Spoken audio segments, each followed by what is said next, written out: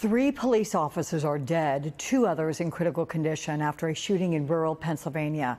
The officers were following up on a domestic-related investigation when the gunfire erupted, and the state's governor, Josh Shapiro, rushing to the scene and delivering this plea to the public. This kind of violence isn't okay. We need to do better as a society.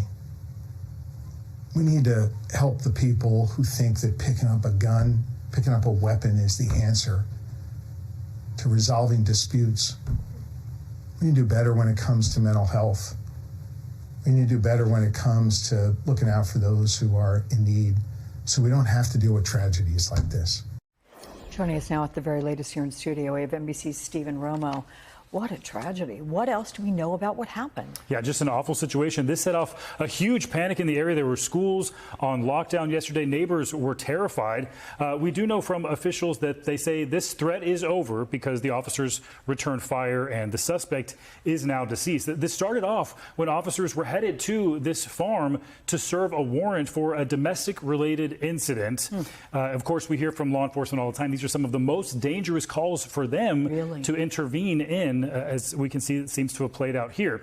Now, at some point, a gunfire erupted. The details on how exactly that unfolded, that is not clear right now. But those 5 officers were shot. 3 of them were killed. 2 of them are still in critical condition. Now, their names have not been released, nor have which agencies they worked for. Officials being very careful not to reveal who these people are before all of their families have been notified. We do expect to get an update later this afternoon, hopefully with that information. The officers have not released the suspect's name either, Alex, but we do have some court documents that show there was a man found on that property by a trail camera. He was captured on this trail camera with an AR-15 style rifle on Tuesday.